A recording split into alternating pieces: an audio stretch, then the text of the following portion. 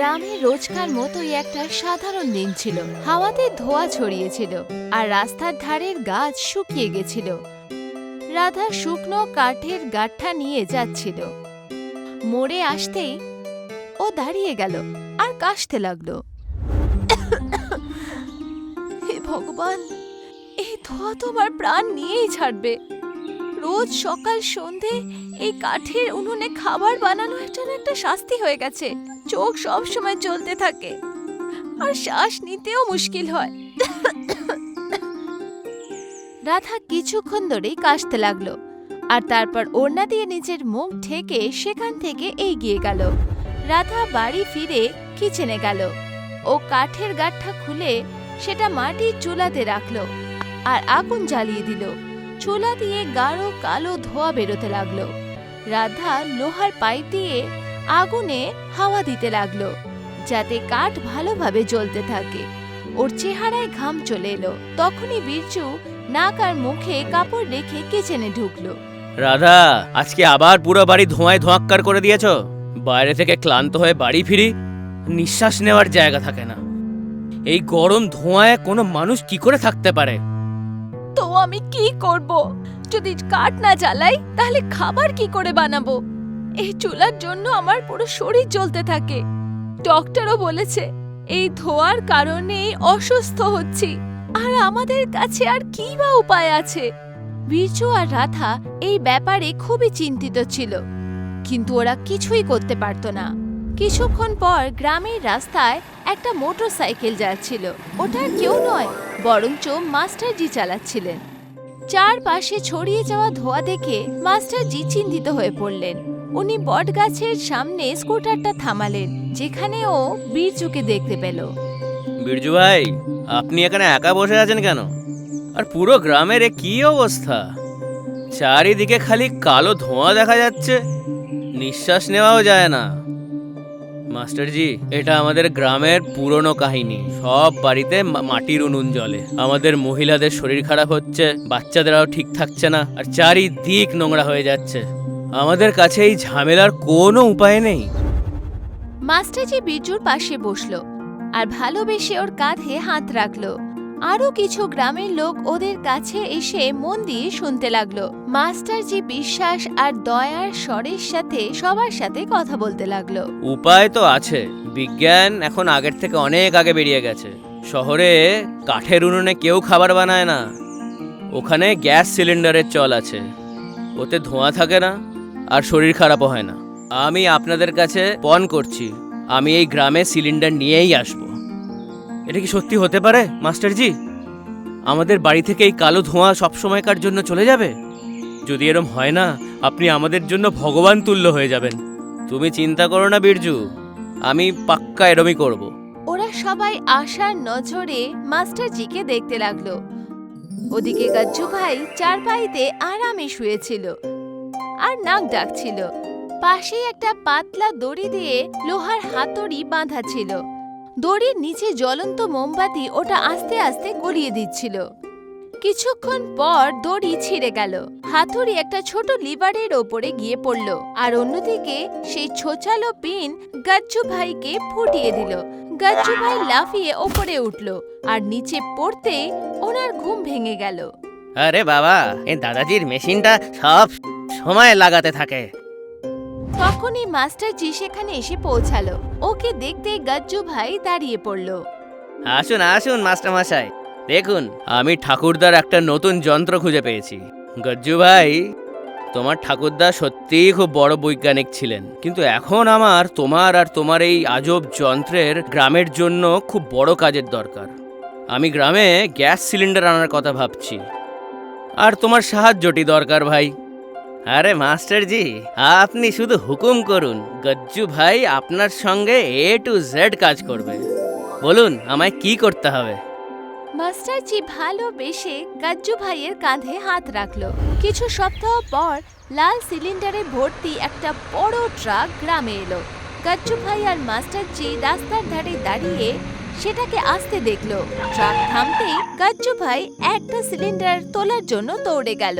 ওনার সন্তুলন বিগড়ে গেল, কিন্তু মাস্টারজি ওনাকে সামলে নিল। দেখো গজ্জু ভাই, আমাদের মেহনত ফলেছে আজকে।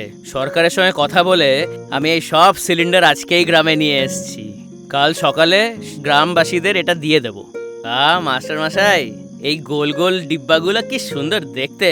কালকে সকালে যখন গ্রামবাসীরা দেখবে না, তো খুশি হয়ে যাবে। কিন্তু আজকে রাতে না, এগুলো ঠিক করে রাখতে হবে। আমি নিজে পাহারাদারি করব।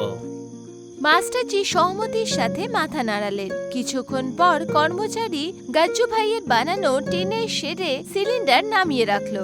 কাজ পুরো হতেই চলেছিল। তখনই মাস্টারজি আর গাজ্জু ভাই স্কুটার করে সেখানে পৌঁছালো।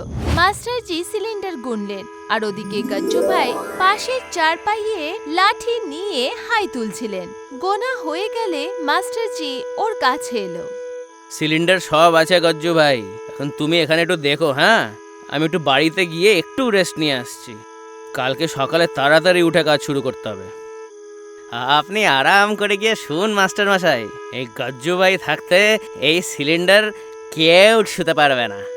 একটা পাখিও এসে এখানে বসতে পারবে না। মাস্টারজি গাজ্জু ভাইকে দেখে হাসলো, আর কিছুক্ষণ পর সেখান থেকে চলে গেলেন। অনেক রাতে গাজ্জু ভাই নাক ডেকে ঘুমাচ্ছিলেন। ঘুমের মধ্যে ও উঠে অন্যদিকে চলে গেলেন, আর সিলিন্ডার কোনো দেখভাল ছাড়াই সেখানে থেকে গেল। কিছুক্ষণ পর জোরে হাওয়া চলতে লাগলো, আর গাছের ডাল জোরে জোরে নড়তে লাগলো। তখনই মুষলধারে বৃষ্টি শুরু হলো, আর গ্রামের গলিতে জল ভরতে লাগলো। জোরে বৃষ্টির জল শেডের নিচে পৌঁছে সিলিন্ডারের সাথে ধাক্কা খেলো। দেখতে দেখতে সিলিন্ডার জলে বইতে লাগলো। পরের দিন সকালে বৃষ্টি থেমে গেল, আর সূর্য উদয় হলো। মাস্টারজি সিলিন্ডার দেওয়ার খুশিতে শেডের কাছে এসে পৌঁছালো, কিন্তু ওখানে আসতেই অবাক হয়ে গেল। শেডের নিচে একটাও সিলিন্ডার ছিল না। না, এ হতে পারে না। সব সিলিন্ডার কোথায় চলে গেল? এখানে তো একটাও সিলিন্ডার দেখছি না, সব খালি হয়ে গেছে। তখনই বীরজু সেখানে পৌঁছালো। ও চিন্তিত হয়ে চারপাশে দেখতে লাগলো, আর তারপর মাস্টারজির ঘাবড়ে যাওয়া মুখের দিকে দেখতে লাগলো। কি হয়েছে মাস্টার মশাই? সব সিলিন্ডার কোথায়? আমরা তো সবাই সকাল থেকে রেডি হয়ে বসে আছি যে আজকে আমাদের বাড়িতে ধোঁয়া বন্ধ হবে, কিন্তু রাত্রিরেই কি কেউ চুরি করে নিয়ে গেল? মনে হচ্ছে কালকে রাতে বন্যায় সব সিলিন্ডার বয়ে চলে গেছে। তুমি দাঁড়াও, আমি আসছি। মাস্টারজি নিজের স্কুটারে বসে সেখান থেকে চলে গেল। মাস্টারজি নদীর কিনারায় পৌঁছালো। নদীর অবস্থা দেখে উনি অবাক হয়ে গেলেন। নদীতে ময়লা জল খুব তীব্র গতিতে বয়ে যাচ্ছে। যেই মাস্টারজি নদীটা মন দিয়ে দেখতে লাগলেন, তখনই গাজ্জু ভাই ওনার পেছন থেকে এক অদ্ভুত মেশিন নিয়ে এলো, যেখান থেকে টিকটিক আওয়াজ আসছিল। মাস্টার মশাই, আমায় ক্ষমা করে দিন। রাত্রে এত বৃষ্টি পড়লো না, বুঝতেই পারলাম না যে কখন জল এলো আর সব সিলিন্ডার একদম বয়ে নিয়ে চলে গেল। আমি একদম ভালো পাহারাদার নই। নিজেকে দোষ দিও না গজ্জু ভাই, এটা একটা প্রাকৃতিক দুর্যোগ ছিল। কিন্তু দেখো, এই দাগ দেখে মনে হচ্ছে যে জলের সঙ্গে বয়ে সিলিন্ডার কোথায় গেছে। আমাদের এক্ষুনি ওখানে যাওয়া উচিত। চিন্তা করবেন না মাস্টারমশাই, আমার কাছে দাদাজির না ম্যাগনেট যন্ত্র আছে। ও লোহা অনেক দূর থেকে চিনতে পারে, একদম সোজা সিলিন্ডারের কাছে পৌঁছে দেবে।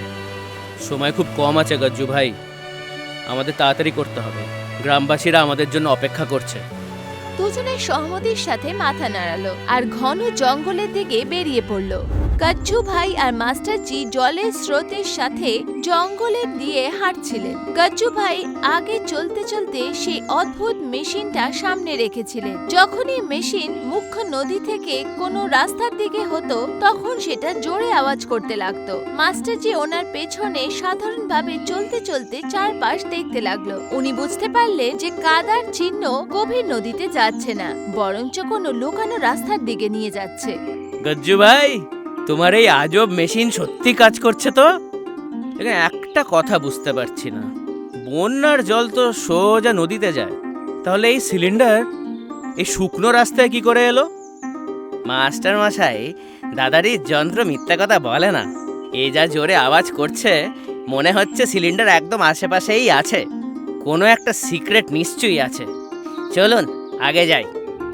মাস্টারজি আর গাজ্জু ভাই সহমতির সাথে মাথা নাড়ালো, আর নদীর সামনের ঘন জঙ্গলের দিকে নিজেদের রাস্তা বদলালেন। গাজ্জু ভাই আর মাস্টারজি চলতে চলতে জঙ্গলের কিনারাতে এসে পৌঁছালো। সামনের দৃশ্য দেখে দুজনের চোখ ছড়িয়ে গেল। ওখানে একটা বড় পুরনো শুনশান গোদাম ছিল, যেটা কিনা গাছ আর ঝাড়িতে ঢাকা ছিল। তার কাঠের দরজাটা বন্ধ ছিল, কিন্তু ভাঙা ছিল। যেই ও আগে এগোলো, গাজ্জু ভাইয়ের মেশিন জোরে আওয়াজ করতে লাগলো। ও তাড়াতাড়ি মেশিন নিচে নামিয়ে তার আওয়াজ চাপার জন্য তার উপর বসে গেল। মাস্টারজি কাঠের দরজার দিয়ে ফুটো দিয়ে ভেতরে দেখতে লাগলো। ভেতরের দৃশ্য দেখে ওনার চোখ অবাক হয়ে গেল। গজ্জু ভাই, দেখো সামনে এই গুদামটা আছে পুরনো। তোমার মেশিন একদম কারেক্ট জায়গায় নিয়ে এসছে। সব সিলিন্ডার এর ভেতরে আছে। সত্যি মাস্টারমশাই, কিন্তু বন্যার জল এই সব সিলিন্ডার এই বন্ধ গুদামে কি করে আনলো? সিলিন্ডারের কি হাত পা গজালো? মাস্টারজি বড় দরজার দিকে তাকালেন আর খুব চিন্তায় পড়ে গেলেন। গোদামের ভেতরে সব সিলিন্ডার পরিষ্কারভাবে লাইনে রাখা ছিল। সেটা পুরোপুরি শুকনো আর জল থেকে সুরক্ষিত ছিল। লালচিন ঠেকেদার সতীশ সেখানে এসে পৌঁছালো আর সিলিন্ডারের সামনে খুবই অহংকার আর নির্ভয় দাঁড়িয়ে থাকলো। ওর গুন্ডারাও ওর সামনেই দাঁড়িয়েছিল। দেখ, একে বলে ভাগ্য। এই মাস্টার শহর থেকে পুরো গ্রামের জন্য ফ্রিতে সিলিন্ডার এনেছিল, কিন্তু ভগবান বন্যা নিয়ে এলেন এবং সব সিলিন্ডার বয়ে এসে আমার গুদামে ঢুকলো।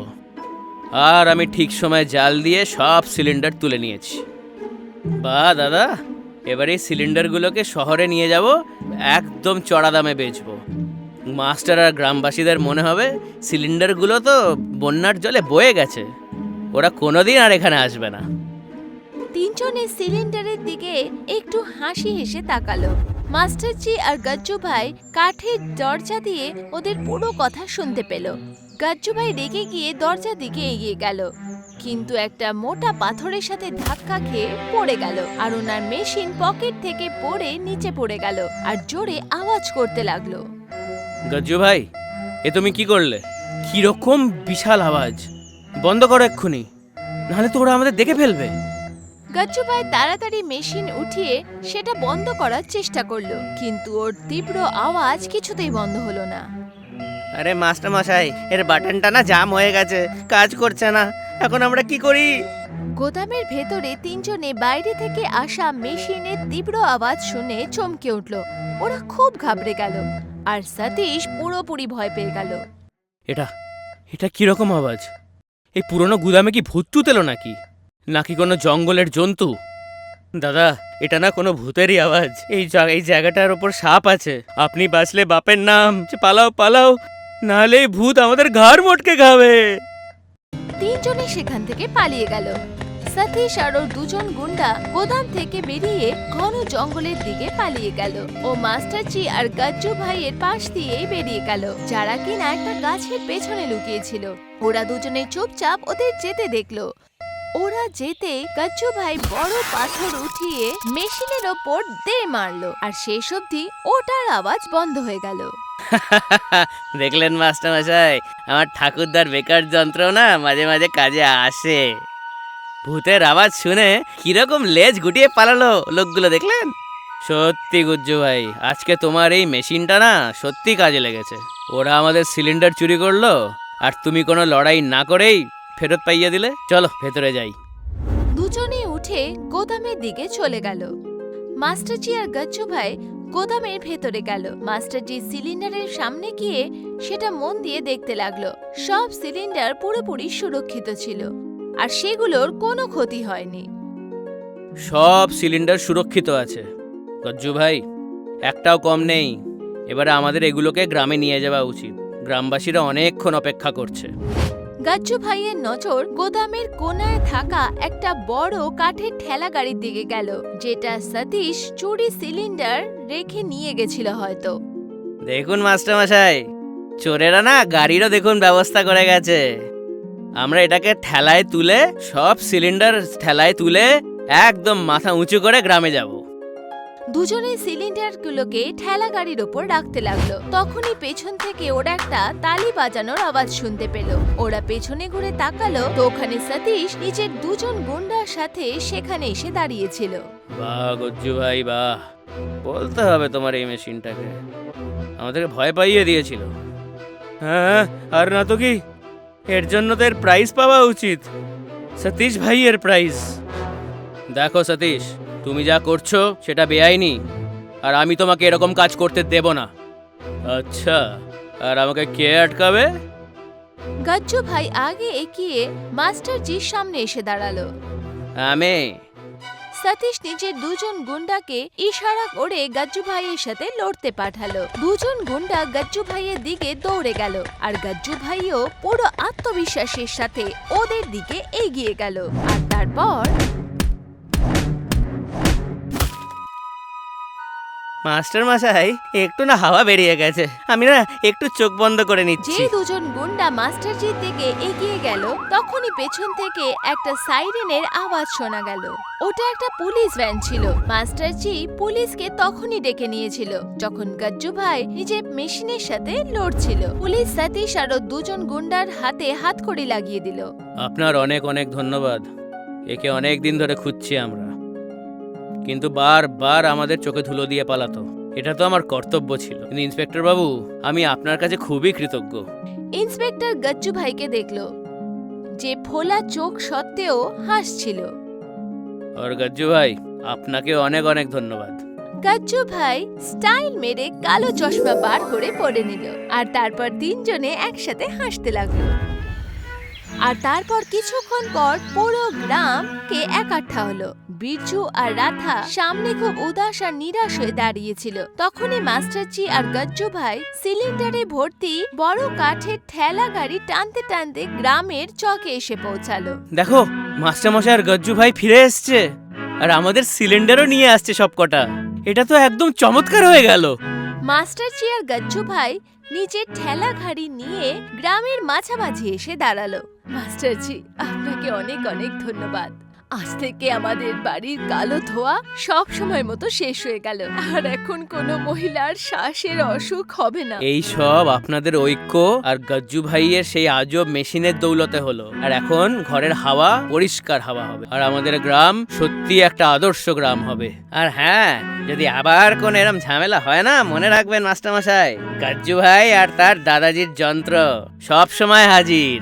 গ্রামের লোকেরা আনন্দে হাসতে লাগলো, আর গজ্জু ভাই নিজের বিশেষ স্টাইলে দাঁড়িয়ে পড়লো। কিছুক্ষণ পর সব পরিবারের লোকেরা সিলিন্ডার নিয়ে গেল, আর তারপর পরের দিন থেকে সবকিছু আস্তে আস্তে বদলে গেল। রাধা কিচেনে গ্যাস সিলিন্ডারে খাবার বানাচ্ছিল, ওর চেহারায় হাসি ছিল, আর এখন ওর ঘামও হয় না। গ্রামের লোকেরা বিনা কেশে চলতে ফিরতে দেখা দিত, আর সবাইকে আগে থেকে সুস্থ মনে হচ্ছিল। গাছ আবার সবুজ হয়ে উঠেছিল, আর কালো ধোয়া পুরোপুরি গায়েব হয়ে গেছিল। এর সাথে আমাদের গল্প এখানেই শেষ হলো।